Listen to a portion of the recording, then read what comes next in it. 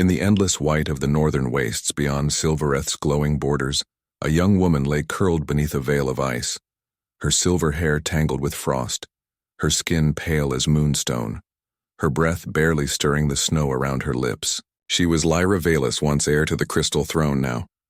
Nothing more than a name whispered in fear and shame by those who once bowed to her.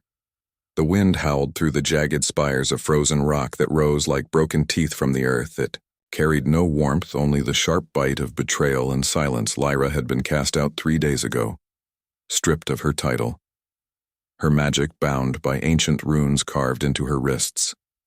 The council called it mercy. They said she would live if she never returned, if she never spoke of what she had seen. But the cold did not care for mercy. Curled tightly against her chest was a small dragon, no larger than a hunting hound, his scales black as void stone, his eyes closed tight against the storm. His name was Kor, and he had been with her since she was a child too young to walk. He had hatched from an egg found in the ruins beneath the palace, a relic of a time before the elves sealed their borders and turned their backs on the stars. Kor stirred, weakly, his claws digging into Lyra's tunic as if afraid she would vanish like mist in morning light. He let out a low hum, a sound too soft for any but her to hear. It was the same sound he made when she was sad or hurt or afraid. And now it was all three. Lyra tried to move, but her limbs refused, her fingers stiff. Her thoughts slow. She remembered the council chamber, the cold faces of the elders, their voices like grinding stone. You have brought shame upon the bloodline, they said. You have spoken with off-worlders, you have listened to human lies, but it was not lies. She had seen the truth with her own eyes. Hidden in the data streams of a smuggler's ship, she had watched as elven warships marked human colonies for culling, not for war, not for conquest, but for offering to something far worse. Something that waited in the dark between galaxies, something called the Mire. And when she brought the proof to the council, they did not thank her. They did not investigate. They silenced her. Now, she lay dying in the snow, and no one would mourn her except a dragon who could not speak, and a sky that had long forgotten her name. Far to the south, beyond the ice fields and the whispering canyons, a human woman trudged through the drifts, her boots crunching on frozen lichen, her breath fogging the air around her goggles. She wore a patched thermal coat 2 sizes too big, and a satchel slung over one shoulder filled with empty sample jars and a half-charged plasma cutter. Her name was Daisy McLean, and she was not supposed to be here. Daisy was a scavenger, not a soldier, not a spy, just a woman who knew how to find things others thought lost. She had come north chasing rumors of ice moss, a rare fungus that grew only in the coldest dead zones and sold for enough credits to keep her freighter running for another season. But the storm had shifted the landmarks, and her nav unit had died 2 days ago. Now she was lost, cold, and running low on rations. Still, she kept walking. She had learned long ago that stopping meant dying. Then through the haze of snow, she saw something dark against the white, not rock, not ice. Something that moved slightly, then stopped. Daisy slowed her hand, drifting to the stun baton at her belt. Not because she expected danger, but because out here anything unexpected was dangerous. As she drew closer, she saw it was a persona woman, half buried. Daisy broke into a run-bee. The time she reached her, the woman was barely breathing, her lips blue, her eyes fluttering, open for just a second before closing again. And then Daisy saw the dragon. It lifted its head slowly, its eyes glowing faintly, amber like embers in a dying fire.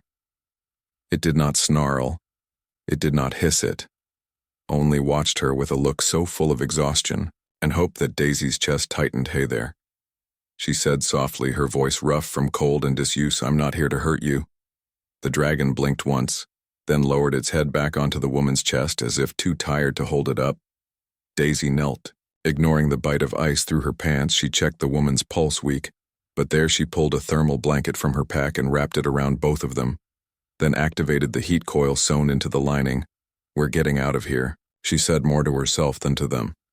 It took all her strength to lift the woman. The dragon clung to her side, refusing to be left behind. Daisy didn't argue. She just adjusted her grip and started walking back the way she came. Her steps heavier, now, but her mind clearer. She had no idea who this woman was or why she was out here with a dragon of all things. But Daisy had never been the kind to leave someone behind, not even in a place like this. Hours later, they reached Daisy's shelter, a half-buried freighter hull she had retrofitted into a makeshift base. It was small, cramped and smelled of oil and dried rations, but it was warm. She laid the woman on a cot near the heater and wrapped extra blankets around her. The dragon curled. Up at her feet, his breathing slow and steady. Daisy boiled water on a portable stove and mixed in nutrient paste. She didn't have medicine, but she had warmth and time, and sometimes that was enough through the night. The woman stirred once, whispering. A single word Silvereth Daisy didn't know what it meant, but she remembered hearing it in old spacer tales. A lost world of light and crystal, hidden behind a veil of stars, a place no human had ever seen and lived to tell about. She looked at the woman's face, the sharp angles, the silver hair, the strange markings on her wrists that pulsed faintly blue. "Who are you?" she whispered. The woman did not answer, but the dragon opened one eye and let out a soft hum. Daisy sat back and watched the snow fall outside the cracked viewport. She had come here for ice moss, but she had found something else, something far more dangerous and far more important. By morning, the woman's fever had broken. She opened her eyes fully this time and looked at Daisy, not with fear, not with suspicion, but with something like wonder. "You are human," she said, her voice hoarse but clear. Daisy nodded. "Yep." The woman tried to sit up but winced. Daisy gently pushed her back down. "Easy. You're not going anywhere yet." The dragon lifted his head and nudged the woman's hand. She smiled faintly and stroked his snout. "They banished me," she said, for speaking the truth. "About what? About the mire?" Daisy frowned. She had heard that name before in garbled distress calls from dead zones. In the outer rim, ships vanishing without a trace. Colonies going silent overnight. Most called it myth or radiation sickness. But some whispered about something alive in the void, something hungry. "You saw it. I saw what my people are giving it." Daisy went still. The woman looked at her, then really looked at her, as if seeing her not just as a rescuer but as a person, a human, a being with a life and a home and people who would miss her. "My name is Lyra," she said. Daisy nodded. "I'm Daisy Lyra." Closed her eyes for a moment, then opened them again. "They took everything from me. My title, my home, my voice. But they could not take Kor." The dragon let out a low rumble. Daisy sat on the edge of the cot, her hands resting on her knees. She had spent her life avoiding trouble, staying off the grids, keeping her head down. But something in Lyra's eyes made her feel like trouble had just found her anyway. And maybe that was okay. "You're safe here," she said, "for now." Lyra reached out slowly and touched Daisy's hand, her fingers cold but steady. "Thank you." Outside, the wind died down for the first time in days, as if the world itself was holding its breath. Somewhere far above the ice, the stars watched silently, and somewhere even farther, a darkness stirred.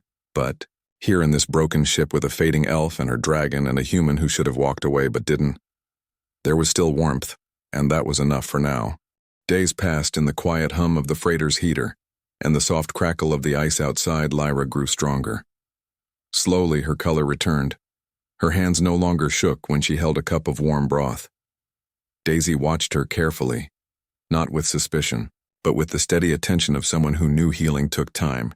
Kor spent most of his time near Lyra, but he began to move more, exploring the small space of the shelter, sniffing at tools and panels, his scales catching the dim light and shifting patterns. Sometimes he would stop and stare at a wall as if listening to something far away. One evening, as Daisy patched a torn glove, Lyra spoke. "They will come for me," she said. Daisy did not look up. "Who? The hunters, the royal guard? They do not let banished ones live long, not when they know too much." "How do you know they know?" Lyra touched the glowing runes on her wrists. "They are bound to the throne. If I speak of certain things, if I try to leave the wastes, the runes burn. They alert the council." "So why? Tell me." "Because you already know enough to be in danger." Daisy finally looked up, her eyes steady. "You saved my life when you found me. I was fading into the snow. You did not ask who I was or what I had done. You just helped, and you did the same for me," Daisy said simply. Ra looked down at Kor, who was tracing slow circles on the floor with his tail. "He is not just a pet, Daisy. He is a guardian, one of the last of his kind. The elders tried to destroy all the dragon eggs centuries ago, they feared, what they could not control. Why keep him then because he chose Madaisy? Nodded as if that made perfect sense. That night Lyra dreamed of fire and falling cities of human faces screaming in silence. She woke, gasping. Kor was already beside her, his head resting on her lap, his eyes glowing softly. "What did you see?" Daisy asked from the shadows. "The mire, it is not just a force, it is a mind vast and ancient. It does not conquer, it consumes it. Takes memories, thoughts, voices, and leaves only hollow shells show. Do you know I saw a recording? A smuggler had it hidden in a data crystal. He said he found it drifting near a dead colony. I watched it for only a moment, but it showed a human child reaching out to something in the dark. And then nothing, just static, and a sound like 1,000 voices whispering at once." Daisy went quiet for a long time. "We have to tell someone. No one will believe a banished elf and a scavenger. Then we make them believe Lee." Ra looked at her, surprised. Daisy stood and walked to a storage locker. She pulled out a small device with a cracked screen, a portable broadcaster used by frontier medics to send emergency signals. "This can reach the nearest relay station. If we boost the power, the relay is guarded. Then we get creatively." Ra studied her. "You're not like the humans in the council stories. What do they say about us? That you are loud, reckless, short-lived, and greedy?" Daisy snorted. "Sounds about right, but you are also kind." Daisy smiled a little. Maybe over the next few days they planned. They studied star charts Daisy had saved from old halls. They mapped patrol routes of elven skiffs. They debated how to bypass the signal jammers around Silvereth's orbit core. Watched them, often tilting his head as if understanding every word. One morning Daisy woke to find him standing by the door, his scales shimmering with faint symbols like writing. "What is that?" Lyra whispered. Kor turned and pressed his snout to her palm. Images flooded her mind. Not words, but feelings. A ship hidden in an asteroid belt. A network of rebel outposts, a human scientist who had once tried to warn the Alliance about the mire. Daisy saw it too, blinking in surprise. "Howie is sharing memories," Lyra said, awe in her voice. "The dragons were made to carry truth, not just in words, but in light and thought, so he knows a way. He knows someone who might listen." The scientist's name was Dr. Eleanor Cross. She had vanished years ago after publishing a paper claiming the mire was real. The Alliance dismissed her as paranoid, but Daisy remembered her name from old news feeds. If we can get a message to her, she might help. But first they had to get out of the wastes. That night, they packed what they could. Daisy loaded the freighter with fuel cells, rations, and spare parts. Lyra wrapped her hair in a dark cloth to hide its silver shine. Kor stayed close, his small form tense with anticipation. As they lifted off, the ice below shrank into a white blur. The stars opened above them, cold and endless. They flew low, hugging the terrain to avoid detection. The freighter groaned under the strain, but held for 2 days. They traveled without incident. Then on the third, a shadow passed over them. Daisy stiffened. "What is it?" Look high above, a sleek elven skiff cut through the clouds, its hull shaped like a blade. Its engines silent hunters. Lyra's voice was tight. Daisy dropped the freighter into a narrow canyon, the walls scraping the wings as they banked hard. "They are faster than us, not if we lose them in the storm." Head a blizzard, churned thick and wild. Daisy aimed for it. "Hold on." They plunged into the white. Ice battered the hull. Alarms blared. Daisy fought the controls with gritted teeth. Lyra clung to her seat. Kor braced against the floor, his claws digging into metal. For an hour they flew blind. Then suddenly the storm cleared. They were through, but the skiff was gone, too quiet. Daisy muttered. Then a voice crackled over the comm. "Lyra. Valis, you are ordered to surrender." It was a man's voice, calm, controlled, familiar. Lyra went pale. "Who is that?" "Elian, my former betrothed, now captain of the Royal Guard." Daisy's eyes narrowed. "So the prince himself, he believes he is saving me from delusion? Well, he is about to be disappointed." Elian's voice came again. "Lyra, come home. They will forgive you if you return quietly. There is nothing to forgive." Lyra said into the comm, "I speak the truth. The truth is what the throne declares. No, the truth is what the mire has already taken." Silence. Then Elian. Again. "You are not yourself. The cold has clouded your mind. Or maybe for the first time I see clearly. Another pause. I do not wish to harm you. Lyrathan, let us go. I cannot. The skiff dropped from above, locking onto their rear. Daisy cursed and pushed the engines harder, but the freighter was. No match. Kor suddenly leapt onto the console, his scales flaring bright. What is he doing? I do not know. Then the freighter lurched as if caught in a current. Kor was humming a deep, resonant sound that vibrated through the metal. The skiff faltered, its lights flickering. What is happening? Dragon song. Lyra whispered. It disrupts energy fields. Sure enough, the skiff veered off, struggling to stabilize. Go now, Daisy. Daisy did not hesitate. She shot forward into a field of jagged rock spires weaving through. Then with desperate skill behind them, the skiff pulled back.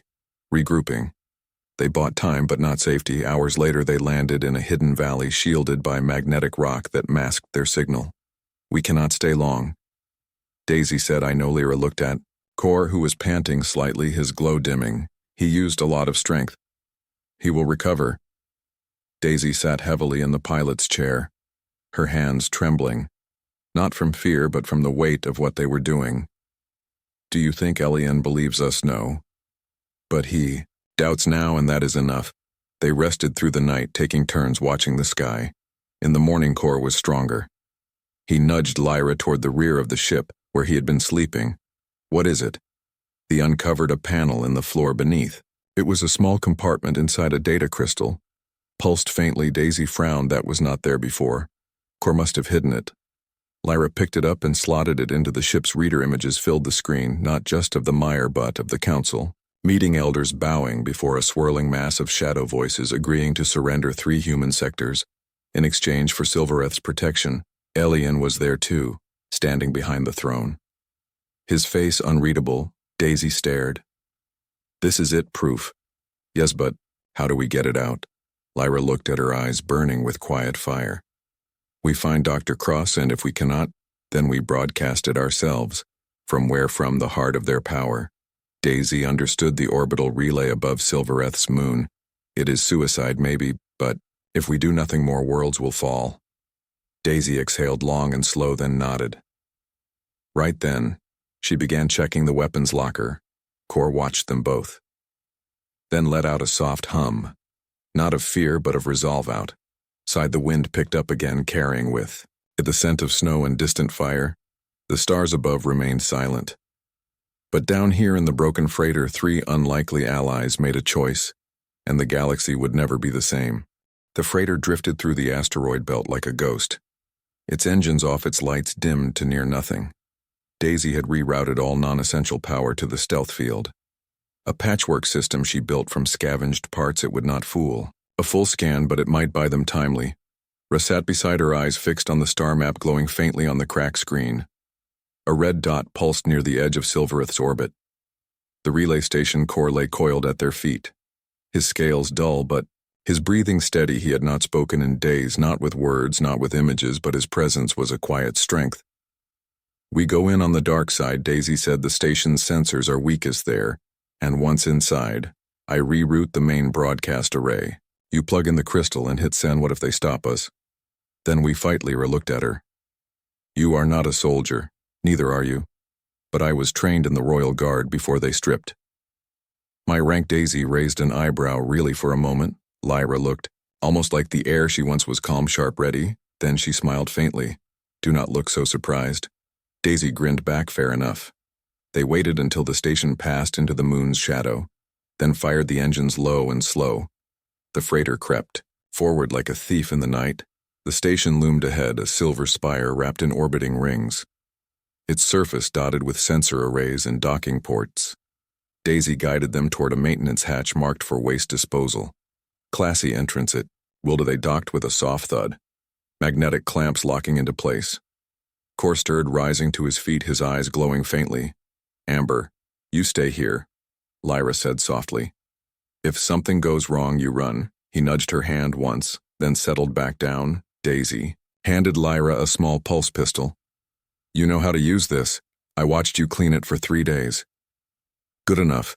They cycled through the airlock into the station's cold metal belly. The corridors were empty, lit by pale blue strips along the floor. The Air smelled of ozone and old metal. Daisy moved first, her steps silent, her eyes scanning every shadow. Lyra followed close, her bare feet making no sound. Despite the chill, they passed storage bays, empty labs, sealed doors, then voices. Daisy froze, pulling Lyra into a side alcove. 2 elven guards walked past, their armor gleaming, their voices low. The council grows impatient. The human sectors are already being prepared. The mire does not wait, no it does not. They passed without looking back. Daisy exhaled. Slowly, they are moving faster than we thought. We have to hurry. They reached the core chamber. A circular room filled with humming servers and glowing conduits. At its center floated the main broadcast node, a sphere of crystal and wire. Daisy went to work prying open a panel with her multi-tool. Wires sparked as she rerouted the feed. Lyra stood guard, her eyes on the door. It will take a few minutes, Daisy said, fingers flying. Then the lights flickered, both women tensed. A voice echoed through the chamber. I knew you would come here. Lion stepped through the doorway, his armor black, his sword sheathed, but his hand resting on the hilt. He looked at Lyra, his expression unreadable. You always were stubborn, and you always followed orders too well. I am trying to protect you. From what? The truth, from ruin. The truth is not ruin, Elian. It is the only thing that can save us. He glanced at Daisy, then back at Lyra. You trust a human more than your own blood. I trust someone who does not bargain with monsters. His jaw tightened. Daisy spoke without looking up. You can stand there all night, or you can help us stop what your council started. Elian did not move. Then Kor appeared in the doorway. Elian's hand went to his sword. Do not, Lyra said softly. He is not here to fight. Kor walked slowly into the room, his scales shimmering with soft light. He stopped before Elian and lowered his head. For a long moment, no one moved. Then images bloomed in the air above Kor's back, not on a screen, but in the air itself. Light, forming shapes, sounds, forming words. It was the recording, the council bowing, the mire rising. Human child vanishing into shadow. Elian watched, his face pale, his breath catching. That is not possible. It is real. Lyra said, why show me this? Because you still have a choice. He looked at her, eyes full of conflict. I swore an oath to the throne, and the throne has broken its oath to the people. Silence filled the room. Daisy finished her work. She turned to them. It is ready. Elian did not stop. Her Lyra stepped forward and slotted the crystal into the node. The station hummed, louder lights flared. The broadcast began. Data streamed out in every direction to every connected world. Human, elven, neutral. But then alarms blared. Red lights flashed. They know. Daisy said. Elian turned toward the door. His sword now drawn. Go, he said, I will hold them. Lyra hesitated. Go, she nodded.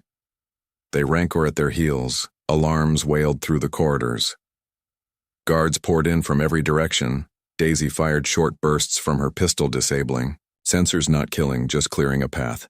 Lyra moved like she had never lost her training. Ducking, rolling, striking with precise force. They reached the freighter, just as the docking clamps released. Jet in, Daisy yelled. They leapt inside. Kor barely made. Before the hatch sealed, Daisy slammed the controls. The freighter tore away from the station. Behind them, elven fighters launched. But something else launched too, from the dark side of the moon. A massive shape emerged.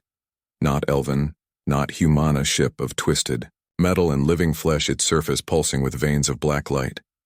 The myriad had been waiting. Elian's voice crackled over the commit. Knows you sent the signal. What do we do? You run. Then his skiff turned and flew straight at the mire ship. Daisy watched in horror. He is buying us time. Lyra's voice was thick with grief. Kor let out a low, mournful hum. Daisy pushed the engines to their limit. The freighter screamed through space. The mire ship ignored Elian for a moment, its attention fixed on the fleeing broadcast source. Then it fired a beam of dark energy, lanced out. Elian's skiff vanished. No, Lyra whispered. Daisy did not look back. She could not. They broke orbit, diving toward Silvereth's atmosphere. We have to warn the surface. The broadcast is already spreading. Daisy said, every ship, every station, every colony with a receiver will have it by now. But will they listen? Some will. That is all we can hope for. As they descended, the sky turned red, not from sunset, from fire. Elven warships filled The heavens, but so did others. Human frigates, rebel cruisers, even a few unknown vessels marked with old Alliance symbols. The broadcast had worked. War had begun, but not the war. The Council planned. This was something else. A war of truth. The freighter shook as it hit the upper atmosphere. Kor braced himself against the wall, his scales flaring brightly. Ra gripped the seat. Her eyes on the burning sky, Daisy steered them toward the northern wastes. The only place they knew was safe for now. Below them, ice fields waited silent and cold. Above, the stars watched as worlds chose sides, and in the heart of it all, a human. A banished elf and a dragon flew toward the storm, not to escape it, but to face it together. The freighter shuddered as it broke through the cloud layer, smoke trailing from its left engine. The hull groaned under the strain of re-entry, but Daisy held it steady, her knuckles white on the controls.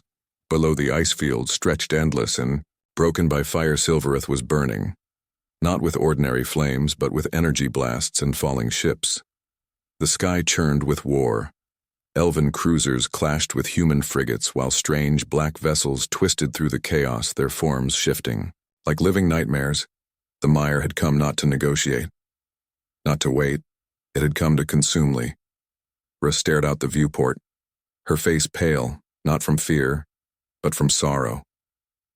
This was her home, and it was dying because of lies, wrapped in silk and sealed with. Royal Waxcore stood beside her, his scales pulsing with a deep red light, a warning, a readiness. "We cannot land," Daisy said. "The whole planet is a battlefield." "Then we do not land," Lyra replied.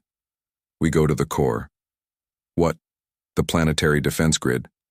It is tied to the ley lines beneath the palace. If I can reach it, I can wake it. You said it was myth, so was core once."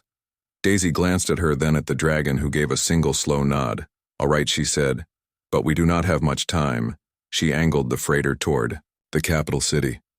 Its spires now cracked and smoking.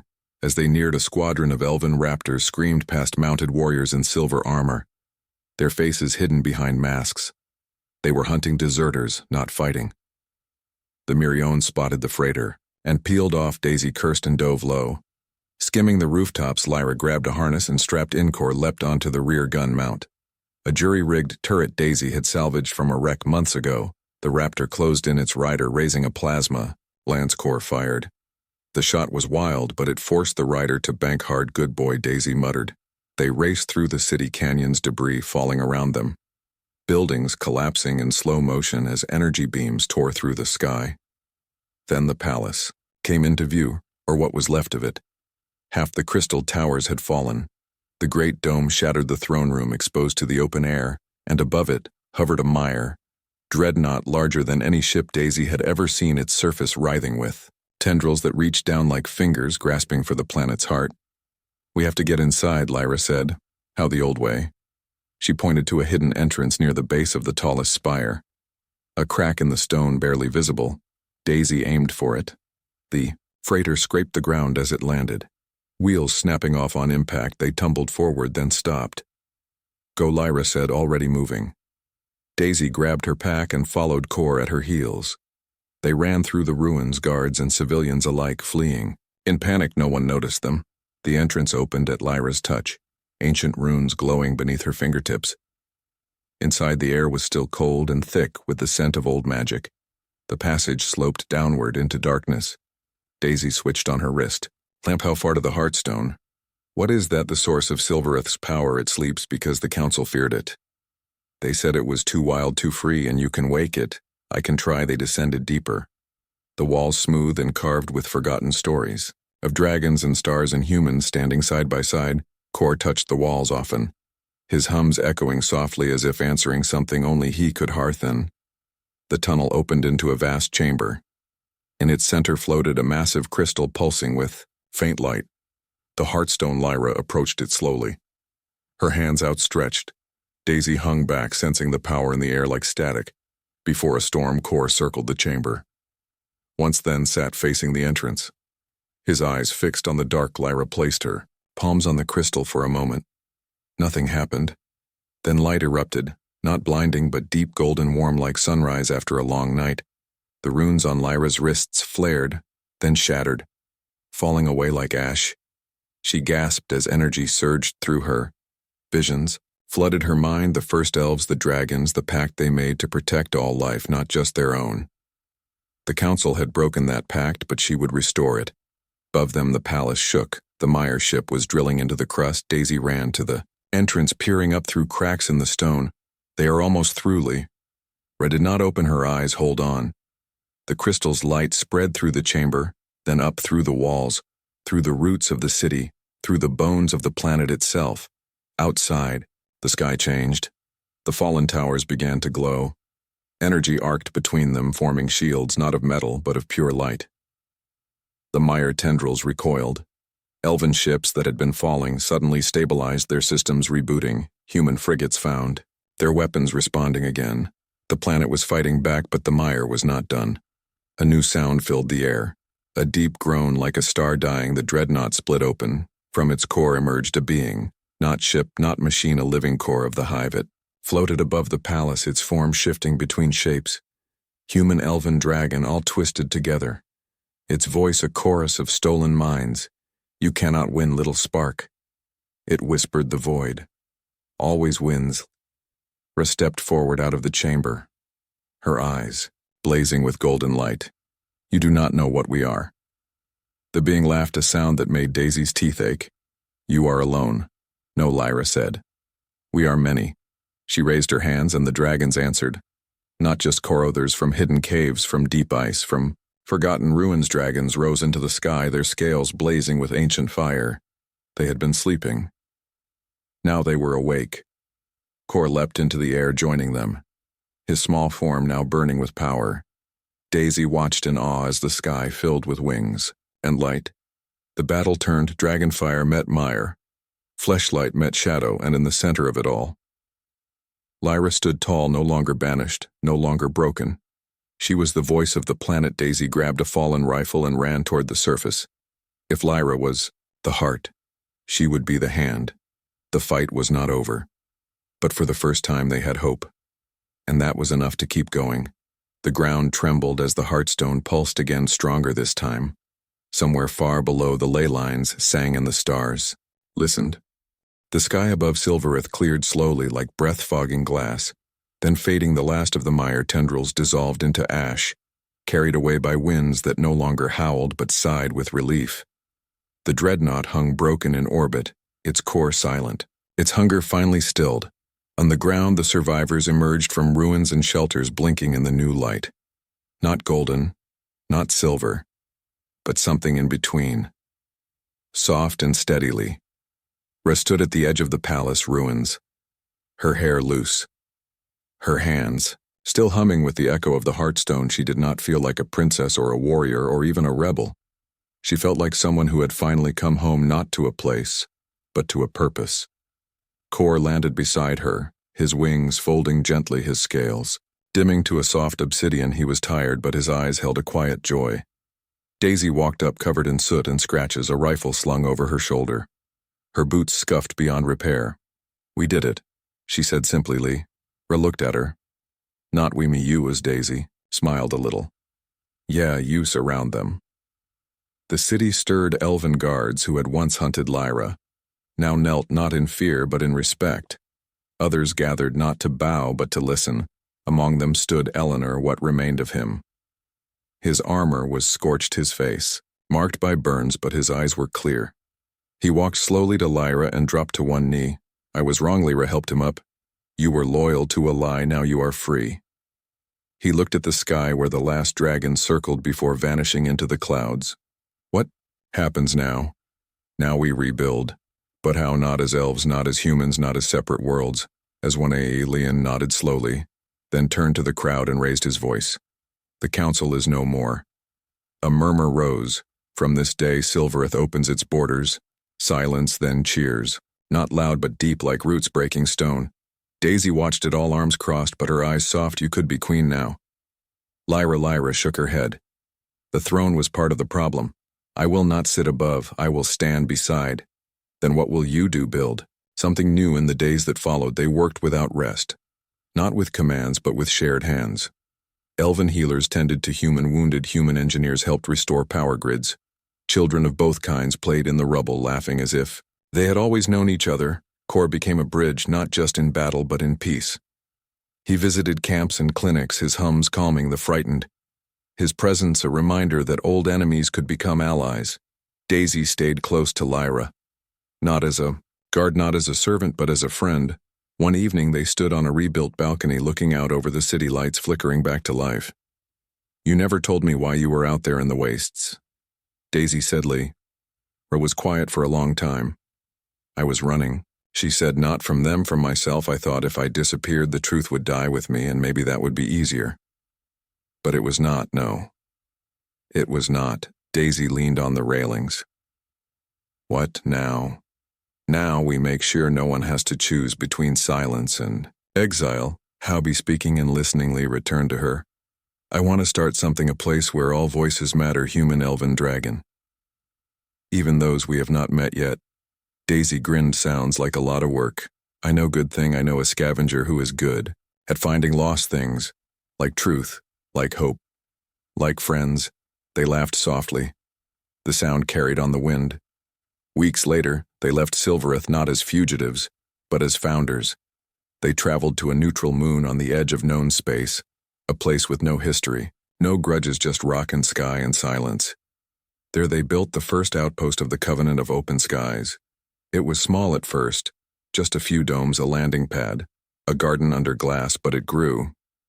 Refugees came not just from human and elven worlds, but from others too, beings with scales or feathers or skin like bark, all carrying stories of loss and survival. Lyra taught them to speak their truth. Daisy taught them to fix what was broken. Kor taught them to trust. Children learned to read star charts and grow food and care for dragons. Elders shared tales of old wars and older peace. And high above the moon, the stars no longer felt cold, because now they were watched not with fear, but with care back on. Silvereth Elian ruled not as king, but as steward. His council made of many voices, his laws written in many tongues. He never forgot the day a human found his banished friend in the snow and saved them all. Meanwhile, in the deep void far beyond the edge of maps, the mire slept, not dead but waiting yet. Now it knew something it had not known before. It was not alone, and it was no longer feared, because fear had been replaced with unity, and unity was stronger than hunger. One night Lyra stood on the observation deck of the outpost looking out at the endless dark. Daisy joined her, holding 2 mugs of hot root tea, thinking about her. "The Myria hit will come back. I know, then we will be ready." Ra smiled, not with weapons, with voices, with hands, with hearts. Kor landed on the railing beside them, his wings folding like shadows at dusk. He let out a soft hum, not of warning, but of promise. The 3 of them stood together under the star, not princess, not scavenger, not dragon, just Lyra, Daisy, and Koran. That was enough, for now and for always.